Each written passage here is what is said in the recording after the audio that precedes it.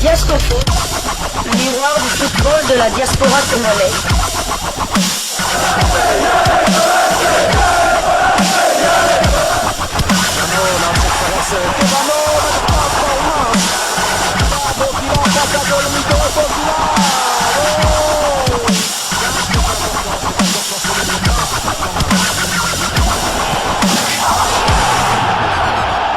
Diascofoot, le miroir du football de la diaspora congolaise. Vous êtes sur Diascofoot, le miroir du football de la diaspora congolaise. Diascofoot vous dit bonjour, tout le plaisir est pour nous de vous retrouver, mais surtout de savoir que vous êtes nombreux en train de suivre votre chaîne YouTube dédiée uniquement aux footballeurs de la diaspora congolaise.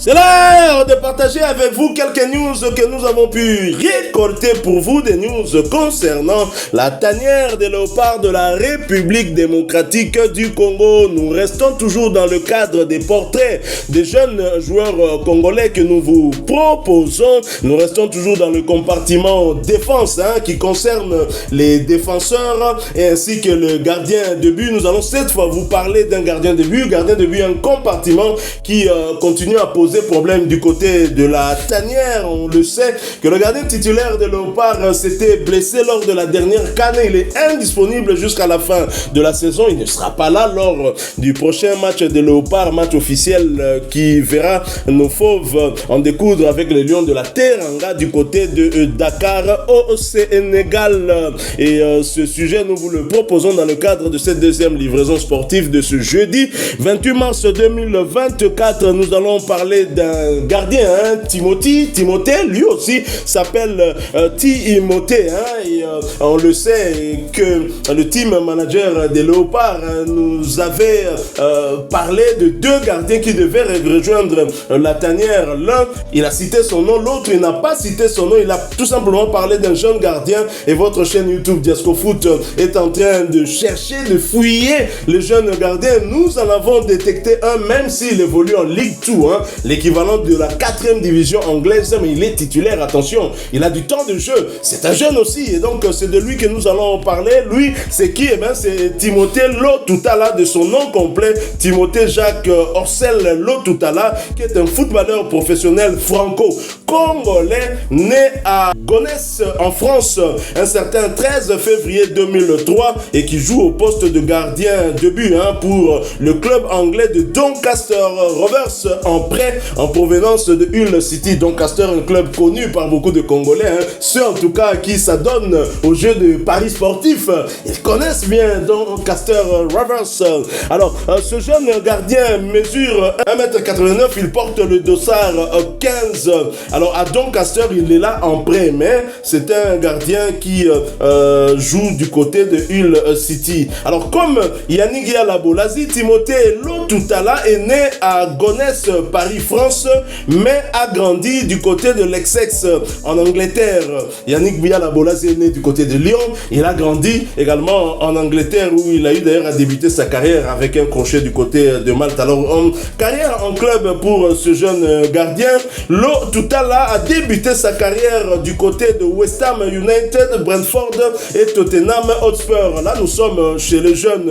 Après avoir quitté Tottenham en été 2022, il a signé avec Hull City en août 2022. Au mois d'avril 2023, il va signer un prêt d'urgence du côté de Steven Edge, faisant ses débuts seniors le 7 avril 2023 et devenant ainsi le 7e gardien de but à jouer pour Steven Edge lors de la saison 2022-2023. Le 1er février 2024, il n'y a pas si longtemps ici, Lotutala a été de nouveau prêté, cette fois du côté de Doncaster Rovers pour le reste de la saison. Et bien sûr, de ce côté-là, il a du temps de jeu. Depuis qu'il est arrivé, il a en tout cas joué toutes les rencontres. Alors, sa carrière internationale, bien sûr, Lotutala est un jeune international français.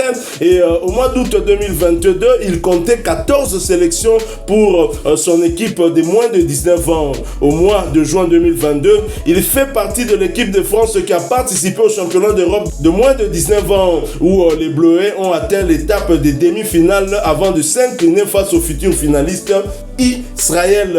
Il a également été appelé en équipe de France U20 pour la Coupe du Monde U20 que la FIFA bien évidemment avait organisée en 2023. Alors, depuis qu'il a eu à débuter sa carrière professionnelle, joueur de Hull City, malheureusement il n'a joué aucun match avec cette équipe-là, mais du côté de Steven Edge, c'est 7 matchs, 0 but marqué, bien évidemment c'est un gardien de but, à moins qu'il soit comme Lionel Passinza, il inscrit un but sur tir au but, et depuis qu'il est arrivé à Doncaster, il a disputé 10 matchs, et tous ces matchs, il a été titularisé, bien sûr, avec l'équipe de France U19, saison 2021-2022, il a disputé 14 matchs, avec l'équipe de France U20, il a disputé 30 matchs, donc voilà un peu en ce qui concerne ce gardien de but, un compartiment qui continue bien évidemment à poser problème. On a vraiment besoin de relève depuis un certain temps. Du côté de la République démocratique du Congo, ça ne suit pas. Tous les grands clubs sont en train de s'attacher les services des gardiens étrangers, ce qui nous met à mal. Et aujourd'hui, on est en train de chercher maintenant des gardiens en dehors du pays, beaucoup plus du côté de l'Europe. On a eu à un moment à convoquer un jeune gardien du côté de l'Angola, mais là aussi, il n'était pas trop titulaire. On a un gardien en Ligue 1 qui n'est pas titulaire. Les seuls gardiens sur lesquels on peut compter sont ceux qui évoluent dans des divisions inférieures, comme Lionel Passinza, mais qui a moins du temps de jeu dans le club de Rodez. Alors, que pensez-vous de ce jeune gardien Timothée Lotutala qui évolue en 4e division anglaise? Malheureusement, son équipe ne joue pas les premiers rôles dans ce championnat-là. Tout à fait, c'est un joueur que je viens de après, je ne le connaissais pas du tout, donc voilà, ses stats, c'est 10 matchs cette saison, je crois. Il était toujours dans un autre club en 4e division. Là. Steven Edge, mais il ne jouait pas. Il était prêté par Hull City dans un autre club qui joue les Doncaster. Au bas du tableau, là, Doncaster. Et là, depuis qu'il est là, il a joué 10 matchs titulaires et il a fait 3 clean sheets. Donc voilà, c'est un joueur qu'on ne suit pas. Il est très jeune, il a 21 ans, c'est ça. Oui. Donc il appartient à Hull City qui est l'ancien club de Dieu Merci Mbokani, mais qui évolue en 2e division, en championship, en 2e division anglaise. Donc ouais, pourquoi pas, donc espérons pour lui qu'il va accumuler du temps de jeu et pourquoi pas se taper dans l'œil d'un club, pourquoi pas de championship ou bien de Ligue 1 en 3e division. L'essentiel qu'il joue, il est jeune, vous savez, les gardiens peuvent même aller jusqu'à 40 ans, donc il est encore jeune, et pourquoi pas s'il peut déjà venir dans la tanière, peut-être pas pour une place de titulaire, mais pourquoi pas être 3e ou 4e gardien, et voilà. Vous avez parlé aussi de la problématique des gardiens congolais, ça c'est vraiment un cas difficile à expliquer. J'en avais parlé hier en disant qu'il n'y a aucun pays au monde qui a autant de binationaux que la RDC, mais on n'arrive pas à sortir des gardiens de haut niveau. On n'arrive pas à sortir des gardiens comme l'exception faite peut-être Steve Mandanda qui jouait du côté de l'Olympique, Parfait Mandanda qui était la doublure de Diaba et qui a joué aussi en 1re division. Lui, il a quand même joué en 1re division du côté de Moucron et à Charleroi ici en Belgique. Mais à part ça, c'est toujours 2e division suisse, française. Nous avons eu des Anthony Mossi qui est en Suisse. Nous avons eu Kasumwa qui a joué en 1re division, mais il ne s'est pas vraiment maintenu. Et après, il est parti encore en 2e division. Il y a Fayoulou encore toujours en Suisse en 2e division. Bien qu'il ait déjà goûté à la 1re division, mais on n'arrive pas à sortir des gardiens qui joue les premiers rôles qui arrive à être titulaire dans un grand championnat, par exemple comme les Camerounais même quand on parle de Thomas Nkono, comment il s'appelle, Antoine Bell et Jacques Songo, c'est des gardiens qui ont été formés au Cameroun mais qui ont fait carrière en France, en Belgique, en France, en Espagne. Thomas Nkono a joué du côté de en Espagne, du côté de l'Espagnol de Barcelone. On a Joseph Antoine Bell qui a joué du côté de Bordeaux et de Marseille. Nous avons Jacques Songo qui a joué du côté de Metz.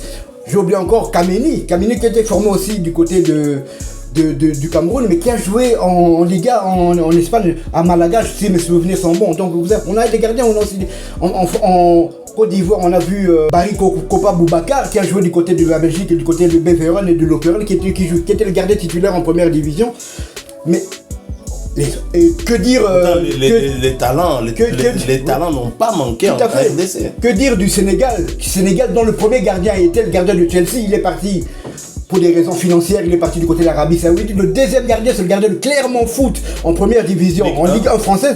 Et le troisième gardien, c'est le gardien de ce Middlesbrough titulaire en Championship. Vous imaginez ça? Le Sénégal, la réserve que le Sénégal a, mais la RDC, on n'arrive pas à... Donc, au Sénégal, un gardien de deuxième division et troisième gardien.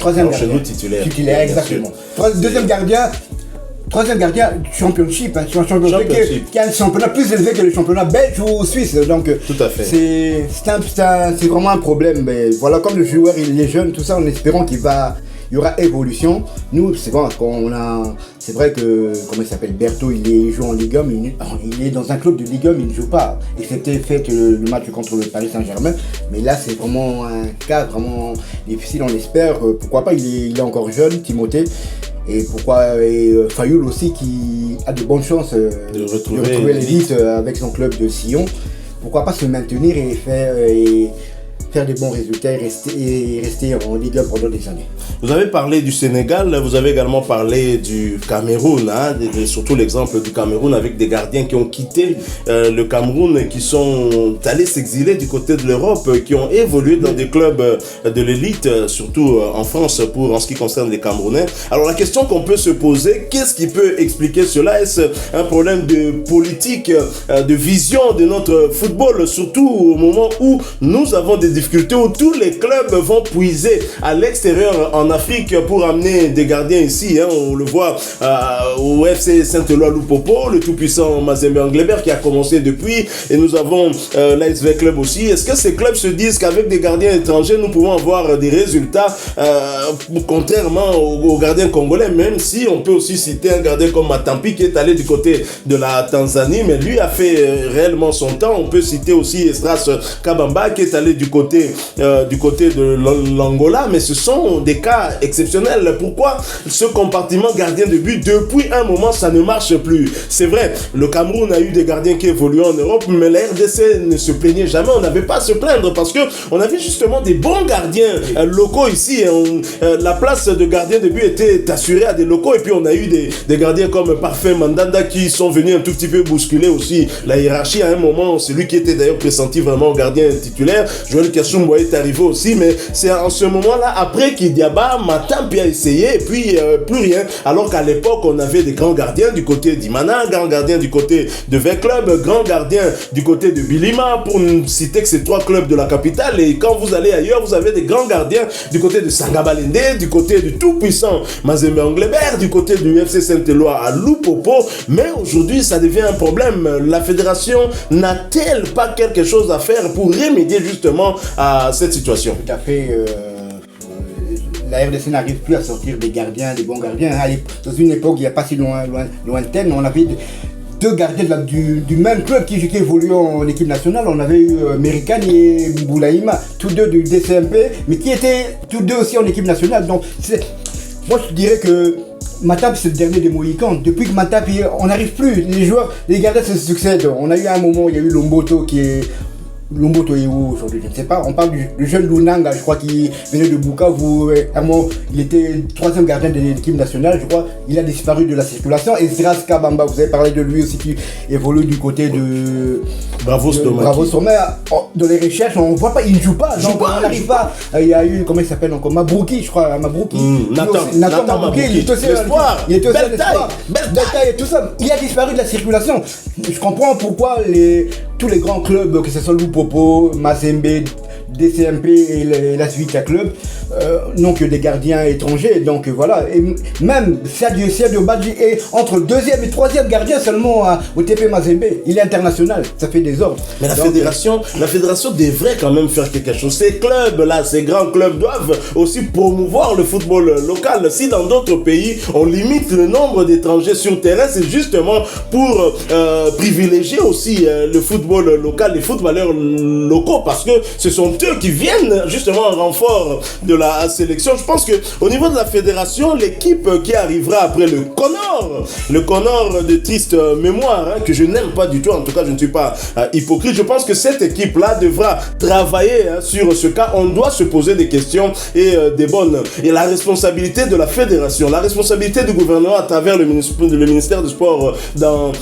cette situation, pour moi en tout cas, cette responsabilité est claire, parce que les équipes d'âge, aussi bien en équipe, en sélection, on n'en voit pas beaucoup, et nos grands clubs là n'ont pas aussi des équipes d'âge. Donc là, on voit très clairement qu'il s'agit d'un problème de politique sportive, de politique de notre football. On doit essayer de changer les choses pour essayer un tout petit peu d'amener des jeunes aussi à choisir ce compartiment-là. Sinon, en tout cas, demain, on sera très très en difficulté. On risque d'avoir des gardiens de 3e division au sein de la tanière, alors que l'équipe est en train d'élever son niveau et nous allons peut-être être un tout petit peu ralentis. Je me souviens de ce que disait l'ancien sélectionneur de la République démocratique du Congo à 2 reprises, lors de la CAN 2006 en Égypte et lors de la CAN 2013, Claude Leroy, vous l'avez certainement compris, il disait que s'il avait gagné la Coupe d'Afrique avec le Cameroun, c'est parce que dans les buts, il avait un grand gardien. Vous ne pouvez pas espérer aller très loin dans une compétition ou dans des éliminatoires d'une grande compétition si au niveau de votre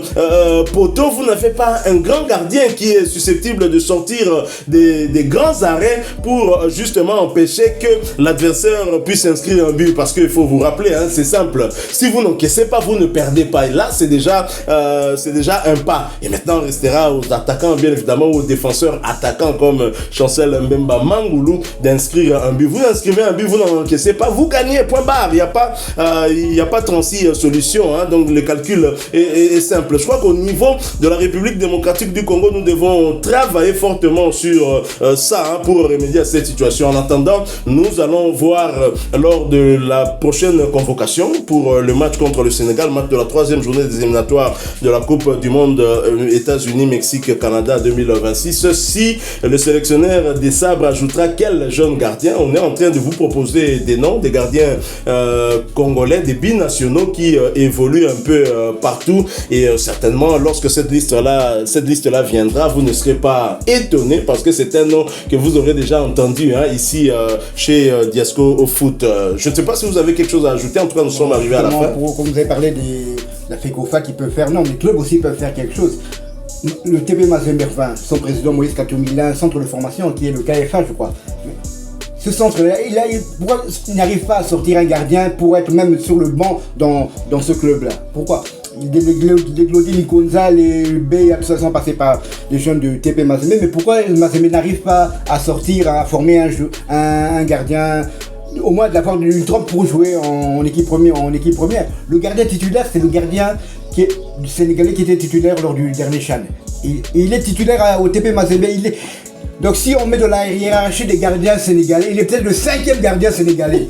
Or nous, le 3e gardien au TP Mazembe et le 3e gardien en équipe nationale. Ça fait pas sérieux. Ça fait pas sérieux. Et ça m'amène à me poser la question si ce centre-là du tout-puissant Mazembe, Anglebert, n'a pas été fait en tout cas pour faire joli. Parce que là, dans les discours, c'est vraiment intéressant. Un club bien organisé qui a un centre. Et vous avez parlé de gardiens, mais il n'y a pas vraiment de joueurs majeurs. À part Mouleka, encore que sa carrière est en dents de scie du côté de l'Europe. Bien sûr, on aime trop Jackson Mouleka, on lui souhaite de progresser dans sa carrière, mais là on doit le reconnaître aussi qu'après le Standard, déjà que le Standard s'était débarrassé de lui, lorsqu'il est arrivé, il a eu à donner une très très bonne impression du côté de Kazim Passa, mais quand il arrive au Beşiktaş, c'est vraiment mi-figue, mi-raisin, c'est hérité Watanabe, mi-ange, mi-démon malheureusement. Donc ce centre-là n'a pas encore vraiment sorti un joueur qui a convaincu totalement. Certes, Mouleka a convaincu en Afrique en remplaçant Ben Malango Ngita, mais en Europe, ça ne marche pas trop, alors que le tout-puissant Mazembe a connu d'autres joueurs qui n'ont pas été formés chez lui, mais qui ont percé en Europe. Le cas de Dieu merci Mbokani, la légende vivante. Voilà, nous sommes arrivés à la fin de ce sujet. Si vous l'avez aimé, laissez-nous un maximum de j'aime. Merci aussi de vous abonner sur cette chaîne Diasco Foot, parce que nous sommes le miroir du football de la diaspora congolaise, et n'oubliez pas d'activer la petite cloche de notification, histoire de ne plus rien manquer les prochains sujets que nous allons vous proposer. Vous avez en tout cas un avis à échanger avec nous ou des connaissances sur peut-être un autre gardien binational congolais. N'hésitez pas à partager avec nous cette information en commentaire. Nous nous ferons un plaisir de continuer à enrichir des discussions, vous répondant bien évidemment. Merci une fois de plus, dans l'espoir de vous retrouver prochainement dans un autre sujet d'actualité. En attendant, portez-vous bien et Diasco Foot vous dit au revoir.